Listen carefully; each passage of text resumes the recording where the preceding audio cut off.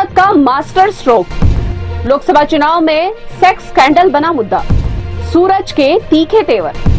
नमस्कार, मैं हूं रूपाली बर्वे और आप देख रहे हैं वेब दुनिया की खास पेशकश WD नाउ, जिसमें बात करेंगे सप्ताह भर की सुर्खियों की एक अलग अंदाज। गांधी और नेहरू परिवार की परंपरागत लोकसभा सीट रायबरेली से आखिरकार अपने पूर्व अध्यक्ष राहुल गांधी को कांग्रेस ने अपना उम्मीदवार घोषित कर दिया। हालांकि इससे पहले अटकलें थी कि इस सीट पर प्रियंका गांधी को चुनाव लड़ाया जा सकता है। श्रीमती सोनिया गांधी के राज्यसभा के लिए निर्वाचित होने के बाद इस सीट पर कांग्रेस को नए उम्मीदवार की तलाश थी, जो राहुल गांधी पर जाकर पूरी हुई। राहुल वायनाड से भी चुनाव मैदान में है, जहाँ मतदान हो चुका है। रायबरेली से नामांकन करने के बाद राहुल गांधी ने कहा कि रायबरेली से नामांकन मेरे लिए भावुक पल था। मेरी मां ने मुझे बड़े भरोसे के साथ परिवार की कर्म भूमि सौंपी है और उनकी सेवा का मौका दिया है। अमेठी और रायबरेली मेरे लिए अलग अलग नहीं है, दोनों ही मेरा परिवार है। मैं अपनों की मोहब्बत और आशीर्वाद मांगता हूँ। मुझे विश्वास है कि संविधान और लोकतंत्र को बचाने की इस लड़ाई में आप सभी मेरे साथ खड़े हैं। राहुल के नामांकन के बाद पश्चिम बंगाल में एक चुनावी रैली के दौरान पीएम मोदी ने उन पर डायरेक्ट अटैक किया। मोदी ने कहा कि ये लोग घूम घूम कर सबको कहते हैं डरो मत, अब मैं भी इन्हें यही कहूंगा, डरो मत, भागो मत। राहुल का नाम लिए बिना मोदी ने कहा कि वायनाड से अपनी हार तय देख उन्होंने तीसरा ठिकाना ढूंढा है। भाजपा नेता और रक्षा मंत्री राजनाथ सिंह ने राहुल पर कटाक्ष करते हुए कहा कि भारत को 56 इंच के सीने वाले नेता की जरूरत है, न कि युद्ध से भागने वाले नेता की। दूसरी तरफ कांग्रेस नेता राहुल गांधी के रायबरेली से चुनाव लड़ने के फैसले को उनका मास्टर स्ट्रोक मान रहे हैं। कहा जा रहा है कि राहुल गांधी ने अमेठी से KL शर्मा को चुनाव लड़ाकर यह संदेश दिया है कि स्मृति ईरानी उनके खिलाफ चुनाव लड़ने के लायक नहीं है।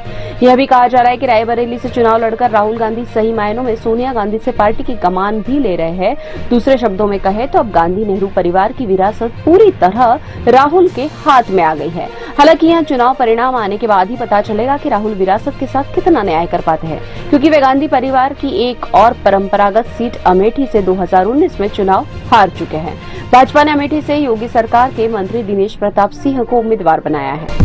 लोकसभा चुनाव के बीच कर्नाटक में एक सेक्स स्कैंडल के खुलासे के बाद देश भर की राजनीति गर्मा गई है। विधायक HD रेवन्ना और उनके बेटे प्रज्वल रेवन्ना पर अपने ही घर में अनगिनत लड़कियों का यौन शोषण करने और उनके अश्लील वीडियो बनाकर उन्हें डराने धमकाने का सनसनीखेज इल्जाम लगा है। मामला पूर्व प्रधानमंत्री HD देवगौड़ा के परिवार का है, तो यह और भी हाई प्रोफाइल हो जाता है। हालांकि 33 साल के प्रज्वल रेवन्ना ने इन वीडियो को सिरे से खारिज किया है। उनका कहना है कि उन्हें बदनाम करने के मकसद से वीडियो के साथ छेड़छाड़ की गई है।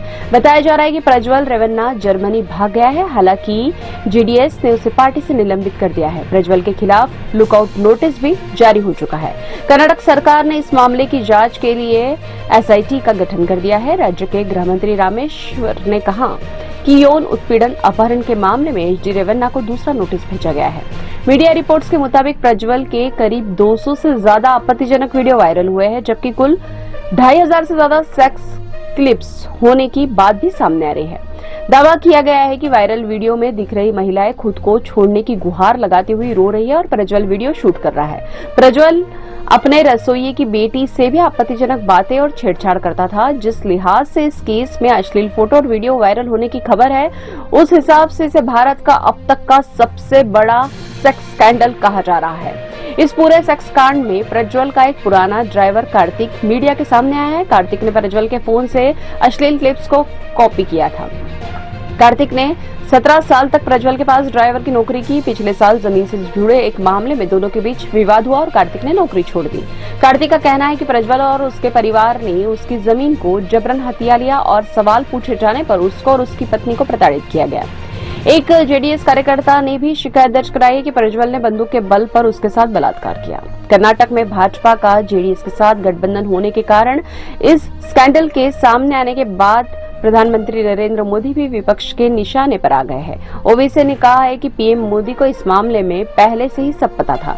वहीं राहुल गांधी ने प्रधानमंत्री मोदी पर रैपिस्ट के लिए वोट मांगने का आरोप लगाया और कहा कि यही है मोदी की गारंटी। प्रियंका गांधी ने मोदी की चुप्पी पर सवाल उठाए। वहीं विपक्ष का आरोप है कि भाजपा सरकार ने प्रज्वल को विदेश भागने में मदद की है। इन आरोपों पर विदेश मंत्रालय ने कहा है कि प्रज्वल के पास डिप्लोमेटिक पासपोर्ट था, हमने उसे जर्मनी जाने की मंजूरी नहीं दी है।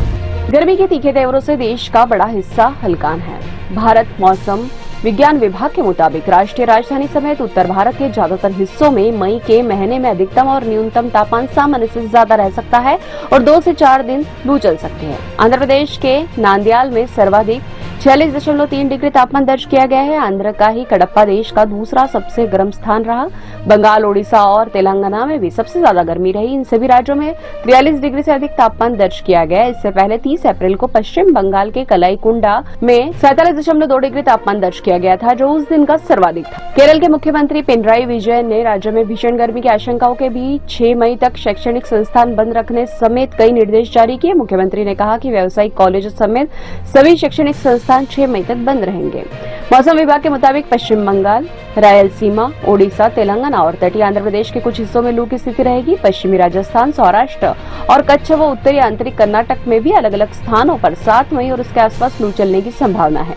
देश के कई अन्य हिस्सों में भी इस सप्ताह अलग अलग दिन लू चलने की संभावना मौसम विभाग ने व्यक्त की है। दूसरी ओर मौसम विभाग ने लोगों से बढ़ते तापमान और गर्मी से बचने के उपाय भी बताए हैं। विभाग के मुताबिक गर्मी से बचने के लिए पानी का खूब सेवन करें, घर से खाली पेट न निकले। इसके साथ ही कड़ी धूप में घर से बाहर निकलने से बचे और ऐसे फलों का सेवन करें जिनमें पानी की मात्रा ज्यादा हो, जैसे तरबूज, खीरा, खरबूज, टमाटर आदि। मानसून के आगमन तक अब देश के ज्यादातर हिस्सों में लोगों को गर्मी का सामना करना पड़ सकता है। अब खबरें संक्षेप में। आचार संहिता के उल्लंघन के आरोप में हैदराबाद से भाजपा प्रत्याशी माधवी लता और गृह मंत्री अमित शाह के खिलाफ मामला दर्ज। चुनाव प्रचार में बच्चों के इस्तेमाल का आरोप। सूरत और इंदौर के बाद ओडिशा के पुरी में भी कांग्रेस को झटका। पार्टी उम्मीदवार सुचारिता मोहंती नहीं लड़ेंगी लोकसभा चुनाव। अदालत को सौंपी क्लोजर रिपोर्ट में पुलिस का दावा, दलित नहीं था रोहित वेमुला। रोहित ने 2016 में खुदकुशी की थी। प्रधानमंत्री नरेंद्र मोदी 14 मई को वाराणसी में अपना नामांकन पत्र दाखिल करेंगे। 13 मई को मोदी का मेगा रोड शो। 10 लाख लोग बनारस की सड़कों पर उतरेंगे। खालिस्तान आतंकी हरदीप निज्जर की हत्या मामले में एक्शन में कनाडा पुलिस। 3 संदिग्ध गिरफ्तार। कनाडा के प्रधानमंत्री जस्टिन ट्रूडो ने इस मामले में भारत पर लगाए थे आरोप। चुनाव प्रचार के दौरान चोटिल हुए बिहार के पूर्व डिप्टी सीएम तेजस्वी यादव। अररिया के सिमराहा में स्टेज से रेस्टरूम जाते वक्त उन्हें हल्की चोट लग गई थी। ये थी वेब दुनिया की खास पेशकश WD नाउ। अगले सप्ताह की सुर्खियों के साथ फिर हाजिर होंगे। नमस्कार।